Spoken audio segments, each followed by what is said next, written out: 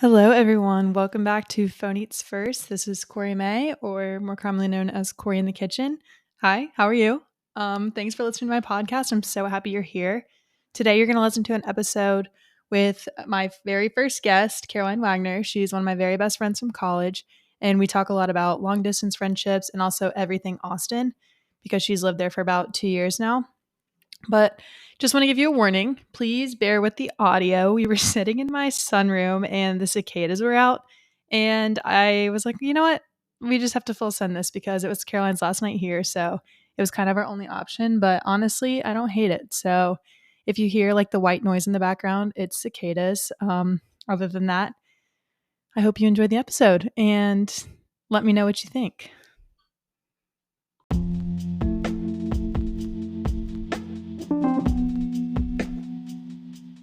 You are listening to Phone Eats First.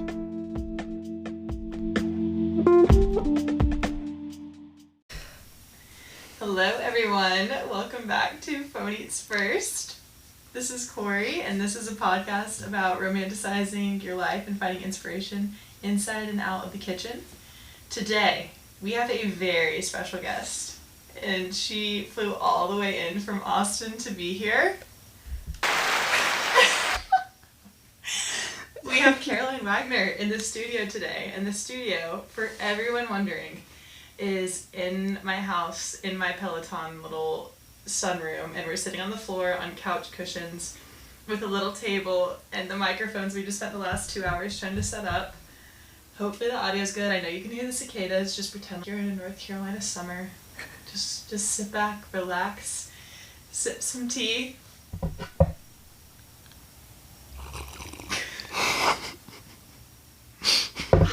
Perfect. Hey everyone. Yes, hi. A little intro, Caroline. She lives in Austin. She's from Eastern North Carolina. She introduced me to the world of big time fishing, professional fishing, boat life. We love Moorhead, North Carolina. Yes. She's an amazing artist, has several talents in the world of painting, drawing, all of the above. Works in advertising. Nothing recent though. Maybe a little later. Yeah, she's the best. So before Caroline tells you more about it herself and what we're going to talk about today, we're going to get into the weekly report. Yes. So I love it. I'll start with what I'm reading. I haven't started, but on my nightstand is The Things We Left Behind by Lucy Score. It's number 3 of the Knockmount series. The first one's The Things We Never Got Over. Hopefully the next episode I'm recording I can tell you more because I'll be past page 1. What are you reading? Love it. You know, I'm not going to act like I'm a big reader like you are, but currently, so to try to keep myself motivated and interested in reading, you know, I consistently am reading a book, but it might be multiple that I've gotten halfway through. So right now, I'm reading The 7 Husbands of Evelyn Hugo, and that's my for fun reading book. And then I have usually a fun book and then one that's more self-help. Try to, you know, get some motivation in there during the week. So I'm reading The Defining Decade. That one have barely scratched the surface on, but it is good so far. So I've heard great things. Let us know if you recommend it. Yes. All right, next, what are we eating? I'm going to go with egg toast.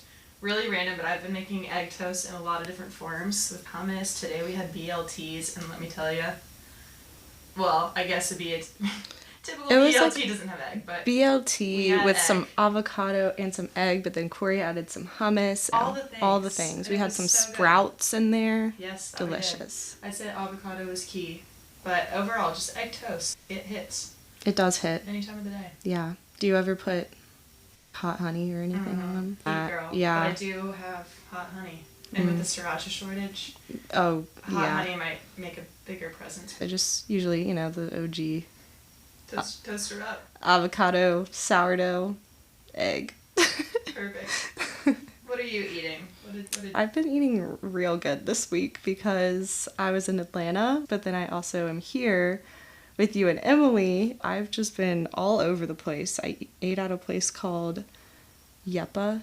It's an Italian restaurant. It was very good. And we shared a ton of stuff. We got appetizers and wine. We had, pasta and some sort of... We thought it was going to be a meatball, but it was kind of like a mozzarella stick meat. A surprise meatball. Yeah, it was a surprise meatball, but very delicious. And then when we went to Mulino last night. Italian trend. Italian trend all weekend. Not mad about it. I got the carbonara last night, and then we had BLTs today. I mean, just everything. Oh, your Marry Me chicken. It's inspired by your... That's actually the recipe I'm going to share. Yes, so there we go. But it was delicious and amazing. All right, and what plans do you have, either coming up, in the past? What's going on in Carol's life? Really good question. My initial bullet point when I was trying to prep for that question, I said, I don't know. And so...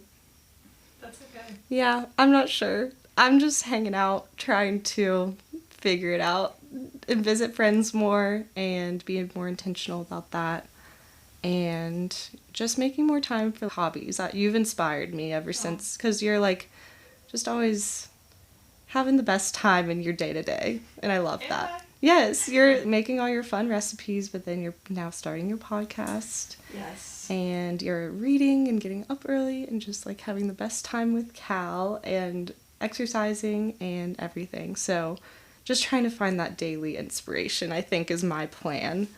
It's a good plan. Yes. I took a different approach of my plan. This week, I'm going to a Charlotte FC game for the first time. Okay, I love that. Work. We're doing a little field trip to Great. Charlotte. We're going to the Whitewater Center and then the Charlotte FC game. So that'll be fun. Hopefully it's worth the hype. I went to an Austin FC game. It was very fun. Okay, what are we obsessed with at the moment? A lot of people are kind of off of espresso martinis lately. I don't know what it is. At first there was so much love for them, and then everyone was, no, never mind, I hate them now. Well, I can't relate to that because I still love them and I'm obsessed with them and I make them at home and stuff. So the espresso martini we had last night too. Can we yes. talk about it? Yeah, that was very... We were like, oh, we want just a traditional espresso martini, but he was like, this one's pretty much traditional, but like a Mexican spice. I don't know what the name of it was, but it was very... After midnight, maybe? Yeah, you're right. Would definitely recommend. It was very good. But, so that is something I'm obsessed with, and I will continue to be obsessed with. I support that one. Yes. I am currently obsessed with peppermint tea, as we are sipping now. away. Insert ad for peppermint tea. Cue, Carol. ASMR. Oh. Yeah, it's just so good, and it's good for the gut. It's just so good at the end of the day after dinner. Just settles your tummy. It's very mild too. Little hint of peppermint, and it's nice. It's refreshing. You're not gonna like it, but also if you don't like mint, grow up. I feel like there's people that like mint but not peppermint. Is that the difference? In my mind, they're the same. I feel like they're the same for me, but I don't know. I've heard people say like they like peppermint or vice versa. Yeah, I don't know how to answer that one. Okay, do you have a recipe to either that you've made or you want to make? So, I'm very casual. Like, I don't really, like, plan all the recipes or anything. I'll save a bunch on Instagram and then just kind of go with whatever I'm feeling. A lot of the time, I'll just, like, talk about generally the category I cook on my weeknights and stuff is, like, any sort of Mediterranean grilled chicken salad something situation. Anything with that combination of things is great, or like anything pesto. Love a pesto something. So big pesto. And then something I want to make, focaccia bread. We'll see. I don't know. It's on the list. Yeah. People say it's easy, so we can try it out. Well, my recipe, as we mentioned earlier, that I just have to share because I've already made it twice in 1 week, which is crazy. And I also never make recipes that I see on TikTok. I just, like Caroline said, save them and then forget about them. Mm-hmm. But this one is, more commonly known as the Only Pans girl. Her name's Susie Vital, not 100% sure. But this is Tuscan chicken or Marry Me chicken, and it is so good and actually so easy. I wanted to marry Corey after. I proposed. It's like a little Italian chicken, so you just get chicken breast, garlic, sun-dried tomato, heavy cream, chicken broth, a shallot or an onion, but shallots just have more flavor, some fresh basil, spinach, tomato paste, and then seasonings, salt, pepper, red pepper flakes. Throw them all together. You cook the chicken for 2 minutes on each side, and then you're going to saute all the other goodies, throw it in the oven, serve it with pasta, risotto. I'll share the recipe on my Instagram. But and she got the fun little twisty pastas. Yes. They were very good. Yes, some thick boys. And then we got the lemon arugula something salad from Trader Joe's. Yeah, moral of the story, it's really good, and it feels really fancy, even though I mean, it is fancy, but it's easy. It was, yeah. I feel like you just had to get the ingredients, but after that, it's just you put it all in one dish and then put it in the oven afterwards. And the key here is to actually prep your ingredients, which I never, ever, ever do, but for this recipe, it was nice because you just dump it all in once they're prepped instead of waiting, because it all has to simmer at once. It's a whole operation. But we made it a whole thing too. We each prepped a little item and then cooked together and drank wine. It was great. Okay, and what treat have you had recently? I know originally we had the same one. Do we still? Yes. The hazelnut croissant. The hazelnut croissant. It was delicious. So good. We had them this morning / throughout the day. Like I ate another half earlier. For lunch, mid-morning snack. Yes. Post-lunch snack. Whatever you want to call it. But anyways, get them. So good. It's just Nutella. I have never seen hazelnut croissants at Whole Foods though, so just a warning, they might not be at yours. Get them before they're gone. Get them before they're gone, guys. I've only seen chocolate croissants, but this one was specifically Nutella pretty much inside. Which, if you don't know, Caroline and oh my God. love Nutella. It's how we bonded. Like, we can't buy it, or else we will eat spoonfuls of it. No. Negative. Yeah. Okay, well, thanks for doing the weekly report. Of course. Now, I just want to know a little bit more about your food life in Austin. Oh, man. I've visited you twice, I think, and every time I've gone, we've gone to amazing restaurants. So if you want to share. Yeah.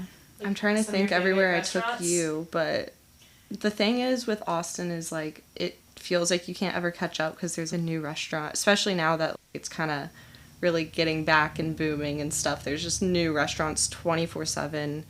It's a fun time. I think when you came, we went to, they call it Key. It's QI, and it's right across from my office, but it is like Asian fusion, but they also have, the same owners also own Lin Asian Bar, which I've taken a few people to as well, and that one's also kind of dim sum Asian. Those are always my top of mind things whenever people come to visit, because they have the best soup dumplings ever. They're just so good, and you can just see the stacks of the soup dumpling boxes in the restaurants. Amazing. Dumplings were so good. Amazing. Yeah, and it's just a good vibe. I just love, fried rice and all the things, all the chicken dishes and things like that. Another one kind of along the same Asian vibe is Chow. I haven't been there in a while, but I did go there when I first moved to Austin, and it was really good. Kind of a, share plate situation. I was just with all my coworkers, and we all shared a bunch of stuff, and it was all very good. I literally wrote down a few different options because there's so many. What about it's overwhelming. Tex-Mex and barbecue? Yeah, so Tex-Mex, I had Nada is mainly just tacos. They're all great, but then they're known for their margaritas. They are very good, very strong. If you get the large marg, they limit you to 2. Oh. They will not allow consumption past that. How large? They're not that large is the thing. They're just in a typical little cup, but they're strong. They work, and they're strong, but they're very good, and it's fun that you get cute little take-home cups from there. But then if we're talking more just authentic Tex-Mex, there's this place called Guero's Tacos on South Congress. That one's just more authentic, a cool experience, and they have the full typical menu of all the Mexican food, and it's really good. What's the one near you? It's famous. Oh, Matt's El Rancho. Yes, okay, duh. Oh my gosh, I can't believe. Of course, that's the one it causes lots of controversy. Some people are like, oh my gosh, that's so basic and so whatever, but it is really good. Is it worth it? It is worth it. Some people will say no, it's not, but their queso, you get I forgot what they call it. It's the Armstrong queso or something, has guac and meat and pico all in it, and then you mix it all together. So good. I think it's 100% worth the hype. Because it has gained the hype, yeah, they probably jack up the prices, but like it's a fun time. So that one's great. There's pizza, there's sushi, there's all the things. But BarChi, let me just plug that they have happy hour all day on Sunday, not meaning just drinks. It's their rolls are half off all day on Sundays. So amazing. And then barbecue. Is truth or myth? Like, how's the barbecue? Barbecue's amazing, yes. I mean, obviously we grew up in North Carolina, so there's the North Carolina barbecue. There's the Texas barbecue. It's just different. Texas barbecue, you're getting like full on slabs of meat with like sides and things. And then I feel like North Carolina barbecue, like my go-to is like the pulled pork with like the good like, and in a sandwich. Like the sandwich. There's barbecue all over the place, but the two popular ones, of course, are Terry Black's, which I've been to a few times. It is very good. And then the other one I have not been to yet, but because it literally has 2 to 3 hour waits daily, you have to wait in line every single time you go, and you make a day out. You make a day out of it. No, you just go. You stand in the parking lot with people. You can bring drinks and just hang out or whatever. It's called Franklin's Barbecue. It's on East Side, but you'll always see a line over there whenever it's open. There's a line. That's great. So I haven't tried it yet, but maybe one day if I commit, we'll see. I'll report back. Maybe eventually. Yeah. Okay, and then is it true that everything's bigger in Texas, or? You know, yes. I'm not going to qualify it in any way, but I'm just going to tell people yes, because, like, everyone just needs to believe it. So, yeah. It's amazing. Good sales pitch. Yes. So, with you, I really wanted to talk about just kind of friendships in life, in college, after college. Yeah. So, to give a little backstory, Caroline and I technically met freshman year because we signed a lease to live together without knowing each other, just through mutual friends. Yeah, we each just knew mutual people that we were living with. And we're like, cool. Sounds good. And here we are. Sophomore year, we moved right in, and the rest is history. The rest is history. So we lived together for 3 years. Oh my gosh, that's wild. Technically, sad because we didn't really live together junior year, but we kind of did. Yeah, I mean, we were in the same building. We were in the same house. And then we both studied abroad at the same time in Florence, so kind of, sort of, before we were the ones affected by COVID, so we got sent home. Yeah, so Caroline and I have known each other for quite some time. She's one of the greatest people ever. But unfortunately, as you have all learned, she lives in Austin, Texas now. Yes. And I live in North Carolina. And our whole friend group is literally all over the place. The country. Not just the state, like the country. Yeah. San Francisco, we've got Atlanta, we've got Raleigh, we've got Charlotte, New York, Texas. Miami. We've got Austin and Dallas. True. New York, Miami. Oh my gosh. Yeah. All over. It's unfortunate. But how would you define all these transitions from college to post-college? I feel like our friend group is very much on the same page of, even though we all kind of dispersed, we all knew how close we were, so it hasn't been a situation where even if we're not talking to each other 24/7, I could always reach out to y'all and talk to you guys whenever, and it would still feel the same. So that's nice to know, but it's also hard because you get so caught up in your day-to-day, and then you're in a completely different state, just like literally all of us all over the place. So it's hard because then you're just like, man, I really want to like keep up with everyone a lot more, but all of a sudden it's been a month and I haven't talked to you, and what's up? What's happening in your life? But that also, again, doesn't mean that we're not still best friends, so close, but it's just hard. So that transition is different because we literally went from, first of all, on top of it being COVID, like living in a 6-girl house in senior year where we did every single thing together 24/7, had each other right down the hallway, right? Or like the people that didn't live with us were 5 minutes. Yeah, like walking in anytime. But yeah, I have these group of friends, but then I moved to this new place, so then there's the pressure of like, oh, you have to, you just feel like, oh, I have to make this huge new group of friends, like, all of a sudden, and everyone's, of course, I go back home and everyone's asking, how many, not how many friends have you made, but just, have you made friends? And I'm like, I have friends, but it's just hard because I also have another group of friends that are so close. They're just not there in Austin with me. So it also just takes time to actually meet people. It's so hard to meet people. I feel the pressure to make all those friends, but I'm also like, I don't even need to because I have friends. They're just not here. But yeah, it's just a weird balance. I obviously will, and I know I will make more close friends like as time goes on, even though it feels like I've been there for X amount of time and I'm putting the pressure like, oh, I should have this many friends. I know it doesn't happen overnight and it just takes more effort. And I do have some good girlfriends and stuff, but I just know it'll take like a little more time because I'm literally not living with them in a house. Also make time for yourself and everything else and cooking and working out and all the things. Yeah, before you know it, I gotta go to bed and I don't have the energy to plan things. So, yeah, it's tough, but I think we're all just navigating it. And at least, we all know that we still have each other and we try to maximize, things like this where I'm here for work, but just extended the stay a little bit. What are some of the biggest challenges you think of long distance friendships?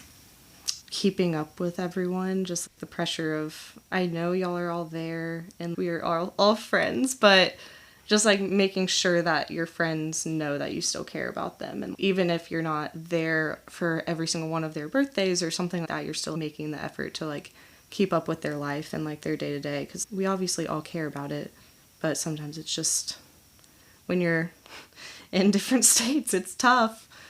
I love Austin and I love the new life I have there too and like everything going on there. But then since I'm from North Carolina, all my family's back in North Carolina.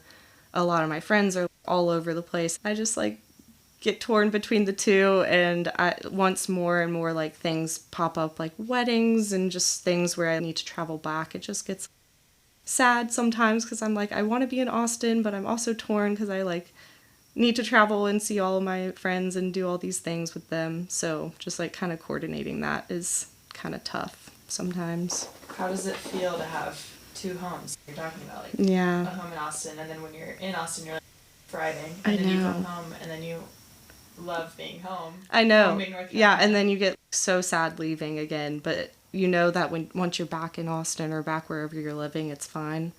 I mean, just like I said, it's just hard to like know that you love both, but just in different ways. Where I love my hometown, and then I get so sad when I have to leave because I have my brother and his wife. I don't know, it's, you almost like have this sense of guilt because you're like, oh, but why am I not here all the time? The same thing is just like feeling like there's all these other lives passing by at the same time while I'm in Texas. Even though I have the life I love there, I also like don't want to miss out on stuff happening in North Carolina or just with all my other friends in all their other places, because I know they're also experiencing all their things too. So I just want to be a part of all of it. And so it's hard. Yeah. I would agree. It's definitely hard having you guys everywhere. And I have the benefit of being in the same place as my family. Mm-hmm. But I don't, I'm not with my friends. Yeah. There's tough. No solutions in this episode. Don't worry. Yeah. Don't worry. We're just speaking out loud until we find the solutions. We'll report back. We're all just waiting for someone to cave and move to the other city. But I will say, all of our friends everyone's happy where they are. Exactly. And I definitely know that that's not the case for friend groups. Yeah, but seeing everyone in their respective city and just thriving. And also just being able to, it makes it easier because then also when we do get to go visit each other, we're like, oh my gosh. Your life is so good. Yeah, we're all doing well and I love it. And it's so nice to see everyone in their little new life, even though, like, we're not a connected house away. Until we build our underground tunnels. Yes. Living next door. One day we'll all find our mutual place to settle down, and we're all going to live in homes right next to each other that are connected and we're going to share a backyard. And so you can literally do a little walkway over to the other person's house. So when Corey comes home, I'll be on her back porch, just hanging out. And then we'll all walk over across to the next person's house and just hang out again. And just have infinite hangouts 24/7. And Callie will just be running around. Living her best Also, life. I'll get a dog and they'll hang out. All the dogs. All the dogs. So, with all of these long-distance friendships and everything and your friends, whether they're close or far, how do you try to keep in touch with people? Or what do you wish you did more of? I mean, I wish I could say I'm that friend that does keep, like, a really good job of keeping up. Like, you're a friend that is really good at keeping up with everyone. And it's not something intentional where I'm just like, oh, I don't really care. It's more so I just am not very good at it. I'm not a texter. When people do text me, I take a while to respond. And so, yeah, I mean, what I wish I was better at is picking up the phone and calling, but then, you know, it runs into the fact of people in different time zones, or just like we're all doing different things, so maybe you can't talk then, or and I can, phone tag 24/7. But I would like to be like more intentional about it and get better about just reaching out to people, even if it's like I just need to not build it up so much in my head. I wish I would just send a quick text and just say, hey, how's it going? Whatever. It doesn't need to be a whole big, long, hour-long conversation. I just say, hey, how's it going? Hope you're doing good this week. Or like, send me what you're cooking, send me your recipes, or whatever it is. Just sharing more about like, oh, I learned this today. Or this is what I'm doing, or I'm going here next month, or... I really liked that one morning I sent a selfie in the car for absolutely oh my gosh, no reason. yes. It was a beautiful Friday, and I was like, I had Callie in the car, obviously, so that was kind of the reason. Yes. But I was like, everyone sent we a love selfie. Any Callie update. And not everyone sent a selfie back, but some I people didn't did. see, and that's a situation where I forgot what the situation was. By the time I had gotten my phone, I was like, dang, everyone's already done. So I didn't end up sending a picture. I could have kept it going. Another thing that I will say is great are voice messages. I do love the voice messages that y'all do. Yeah. The only thing is being able to listen to it right in the moment. Yeah. Which doesn't always apply. It doesn't always happen. There's the odds you go back to a message from and be like, oh, actually, Caroline sent me a voice also, you have message to make yesterday. sure, I don't know if this is still how it is. I know they did an update where, I don't know, for the voice messages, they used to disappear if you opened the message. So you have to make sure, even if you're not listening to it, you gotta hold down and save it for later so that you can go. Tip. Yeah, pro tip. I'm gonna take a sip of my peppermint tea. Tea break. Add Cheers. Peppermint tea from Whole Foods.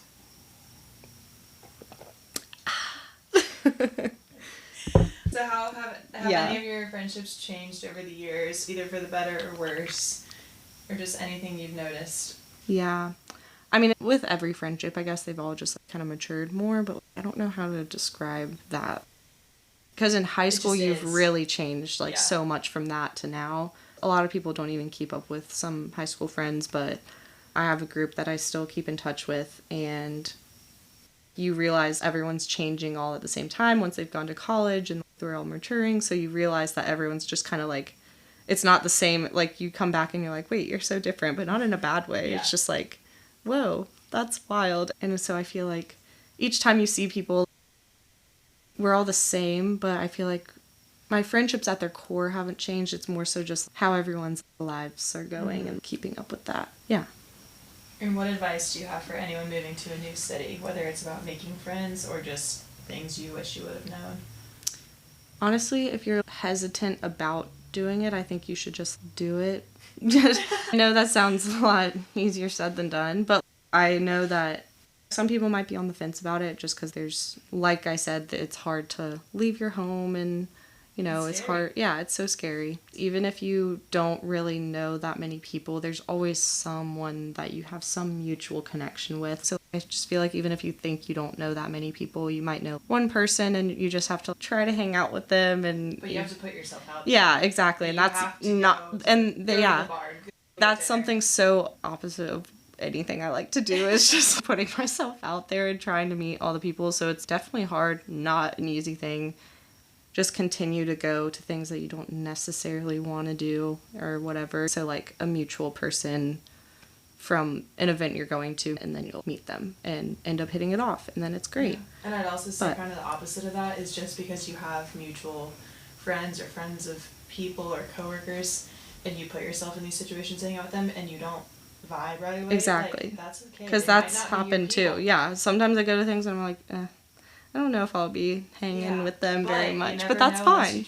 Yeah. Not to say that they're bad. It's just not my type of person to hang out with consistently.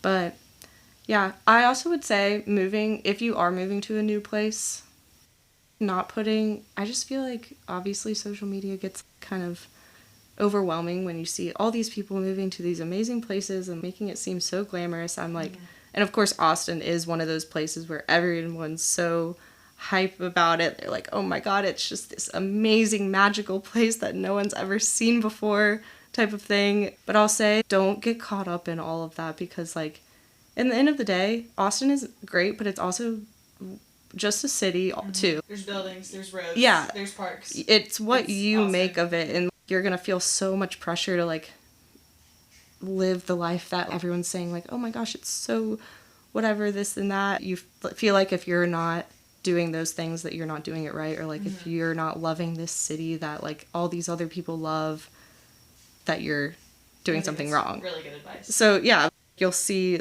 all these people that maybe you're mutual friends with or like follow on Instagram also in Austin or whatever city you live in, and you're like, wow, they're doing all these things, why am I not doing this stuff? But really, you don't need to be doing all those things, and you can make it what you want it to be, versus putting all the pressure on being like, wow, I need to go to this new bar and I need to go to this new restaurant, and if I'm not, I just moved here, so if I'm not doing this, this, and this, and showing people that I'm doing this, that means I'm not having a good time.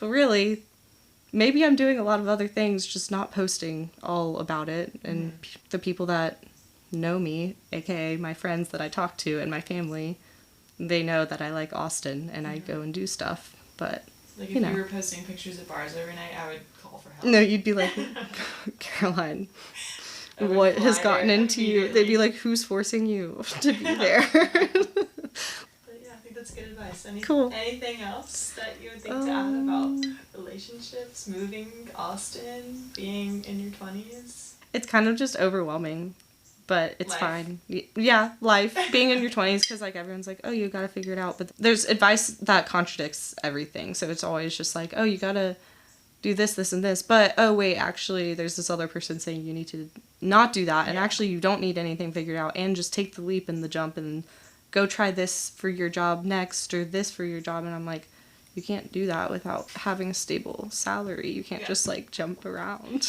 like, to new job. You know, like, you gotta, I don't know. People like to just throw a bunch of advice out there. So I would say it's hard. Like, just generally, 20s are hard to navigate, and there's no one way to do it. You just have to soak it all in. Yeah. And then squeeze some of it out. And then just choose whatever feels the best advice to apply to your scenario, I guess.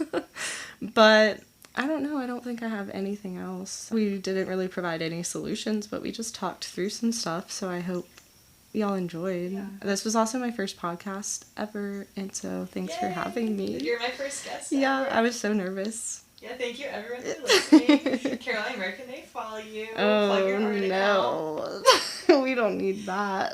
Caroline _ I don't even know what it is because art _ heads amazing. Up, there's literally nothing updated on there, so anything you see is not current. And also don't ask for commissions because it's not happening because I don't have anything going on. You don't have any time. No, I don't have anything on. I think my username, it's Caroline K Wagner _art.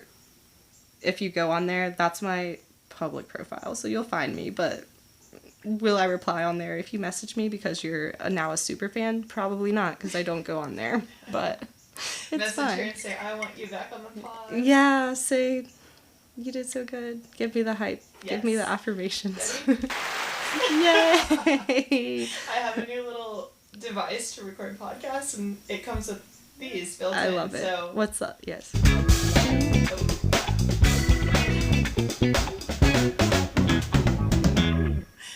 And that's Corey May. I feel like that's the best ending.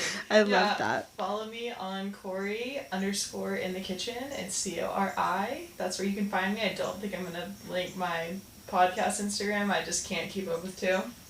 But yeah, thanks for listening. Comment on my Instagram, DM me. I love Corey and I want to marry her because she's going to make me marry me chicken. Yes. And the end. Goodbye. Talk soon.